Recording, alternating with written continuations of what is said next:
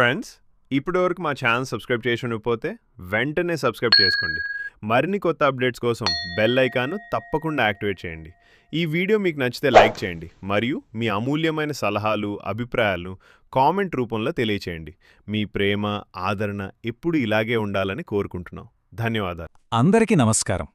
దేశవ్యాప్తంగా జరుగుతున్న ఈ భారీ మెడికల్ షాపుల సమ్మె గురించి మీరిప్పటికే వినే ఉంటారు కదా. అసలు రీటైల్ కెమిస్టులకి, ఈ ఫార్మసీలకి మధ్య జరుగుతున్న ఈ పెద్ద గొడవేంటి?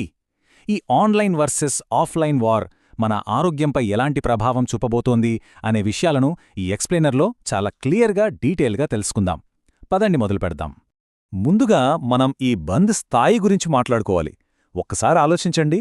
16 లక్షలు, అవును, అక్షరాల 16 లక్షల రీటైల్ మెడికల్ షాపులు ఏఐఓసీడీ పిలుపు మేరకు నేడు తమ షాపులను మూసివేసి నిరసన తెలుపుతున్నాయి.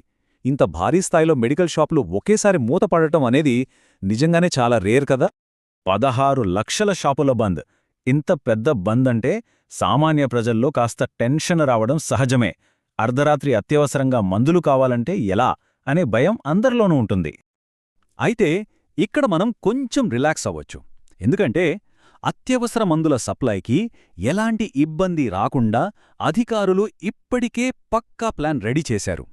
రీటైల్ షాపులు మూతపడినా సరే మనకి జన్ ఔషధీ కేంద్రాలు, హాస్పిటల్ ఫార్మసీలు, ఇంకా అమృత్ అవుట్లెట్స్ లాంటివి అందుబాటులోనే ఉంటాయి. కాబట్టి ఎమర్జెన్సీలో మందులు దొరకవు అన్న టెన్షన్ అయితే లేదు. వివాదానికి అసలు కారణం, అసలు ఇంత సడన్గా ఇంత పెద్ద గొడవ ఎందుకు వచ్చిందో ఇప్పుడు చూద్దాం. కొంచెం వెనక్కి, అంటే మన కోవిడ్ టైంకెళ్ళి చూస్తే స్టోరీ అర్థమవుతుంది. కోవిడ్ కంటే ముందు మందులంటే మనం వెళ్లి షాపుల్లోనే కొనుక్కునేవాళ్ళం. కానీ మహమ్మారి సమయంలో బయటకు వెళ్లే పరిస్థితి లేదు కాబట్టి ఎమర్జెన్సీ కోసం డోర్ డెలివరీకి ప్రభుత్వం పర్మిషన్ ఇచ్చింది. అయితే ఇక్కడే అసలు కథ మొదలైంది. కోవిడ్ అయిపోయినా సరే ఈ కార్పొరేట్ ఫార్మసీలు అదే ఆన్లైన్ డెలివరీ సిస్టమ్ని కంటిన్యూ చేస్తూ బిజినెస్ని భారీగా పెంచేసుకున్నాయి. ఇప్పుడున్న సమస్యకి మెయిన్ రీజన్ ఇదే, ఆన్లైన్ వర్సెస్ రీటైల్. ఇప్పుడు ఫార్మా రంగాన్ని 2 వర్గాలుగా విడదీస్తున్న ప్రధానమైన పాయింట్ ఇదే. అసలు వీళ్ళిద్దరి మధ్య ఉన్న క్లాష్ ఏంటంటే, ఒక పక్క ఈ ఫార్మసీలు భారీ డిస్కౌంట్లు, ఫ్రీ డోర్ డెలివరీ అంటూ కస్టమర్లను ఆకర్షిస్తున్నాయి. ఇంకో పక్క మన రీటైల్ కెమిస్టులేమంటున్నారంటే, ఈ ఆన్లైన్ యాప్స్ సరైన ప్రిస్క్రిప్షన్లు చెక్ చేయకుండానే ఇష్టమొచ్చినట్లు మందులమ్మేస్తున్నాయని సీరియస్గా ఆరోపిస్తున్నారు. అంతేకాదు, ఈ అన్ఫేర్ కాంపిటీషన్ వల్ల తమ వ్యాపారాలే పూర్తిగా దెబ్బతింటున్నాయని వాపోతున్నారు. అయితే ఇది కేవలం వ్యాపారుల మధ్య జరిగే గొడవ మాత్రమే అనుకుంటే పొరపాటే. మెడికల్ ఎక్స్పర్ట్స్ కూడా దీనిపై ఒక స్ట్రాంగ్ వార్నింగ్ ఇస్తున్నారు. కేవలం డిస్కౌంట్ వస్తుంది కదా అని మందుల్ని ఏదో ఇంట్లోకి వాడే సబ్బులు, షాంపూల్లా ఆన్లైన్లో కొనేయడం పబ్లిక్ హెల్త్కి చాలా డేంజర్ అని వాళ్లు స్పష్టంగా చెప్తున్నారు. చట్టం, ఆరోగ్య ప్రమాదాలు. అందుకే ఇది కేవలం ఎకనామిక్స్కి సంబంధించిన ఇష్యూ మాత్రమే కాదు, చట్టానికి సంబంధించిన అతి ముఖ్యమైన అంశం. ఇక్కడ మనం ఒక ముఖ్యమైన చట్టపరమైన పాయింట్ గమనించాలి. డ్రగ్స్ అండ్ కాస్మెటిక్స్ యాక్ట్ ప్రకారం షెడ్యూల్ హెచ్ అండ్ ఎక్స్ అనే డ్రగ్స్ ఉంటాయి. అంటే మన యాంటీబయాటిక్స్, పెయిన్ కిల్లర్స్, నిద్ర మాత్రలు లాంటివన్నమాట. చట్టం ప్రకారం వీటిని కేవలం డాక్టర్ రాసిచ్చిన ఒరిజినల్ ప్రిస్క్రిప్షన్ ఉంటే మాత్రమే ఖచ్చితంగా ఇవ్వాలి. కానీ సరిగ్గా ఇక్కడే అతిపెద్ద లూప్ హోల్ ఉందని ఏఐఓసీడీ ఆరోపిస్తోంది.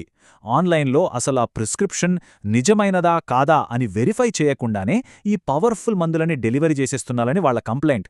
దీనివల్ల ఈ కఠినమైన మందులు విపరీతంగా దుర్వినియోగం అవుతున్నాయని, ఇది సామాన్యుల ప్రాణాలతో చెలగాటం ఆడటమే అని వారు గట్టిగా వాదిస్తున్నారు. ప్రభుత్వ హామీ, రాష్ట్రాల వైఖరి. మరి ఇంత జరుగుతున్నప్పుడు ప్రభుత్వం ఏమంటుంది? ఈ సమ్మె ఎటువైపు దారితీస్తుంది? 16 లక్షల షాపులు మూతపడితే ప్రభుత్వం ఊరుకోదు కదా. రీసెంట్గా సెంట్రల్ డ్రగ్ కంట్రోల్ అథారిటీ వాళ్లు ఏఐఓసీడీ ప్రతినిధులతో ఒక మీటింగ్ పెట్టారు.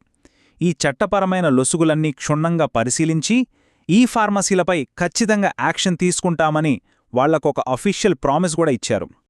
ఇదంతా వింటుంటే సమ్మె చాలా స్ట్రాంగ్గా జరుగుతుందేమో అనిపిస్తుంది కదా. యాక్చువల్లీ ఇక్కడే ఒక చిన్న ట్విస్ట్ ఉంది.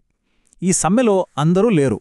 పశ్చిమ బెంగాల్, కేరళ, పంజాబ్, మహారాష్ట్ర, కర్ణాటక, మన పక్కనే ఉన్న ఛత్తీస్గఢ్, ఇలా చాలా రాష్ట్రాల అసోసియేషన్లు తాము ఈ బంద్లో పాల్గొనట్లేదని లెటర్స్ ఇచ్చేశాయి. అంటే వీళ్లకే భిన్నాభిప్రాయాలున్నాయన్నమాట.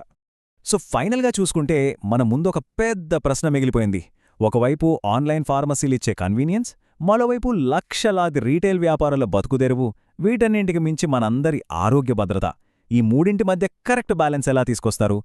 ఈ సంక్లిష్టమైన సమస్యను మన రెగ్యులేటరీ సిస్టమ్ ఎలా సాల్వ్ చేస్తుందనేది వేచి చూడాలి. మరి దీనిపై మీ అభిప్రాయమేంటో ఒక్కసారి ఆలోచించండి.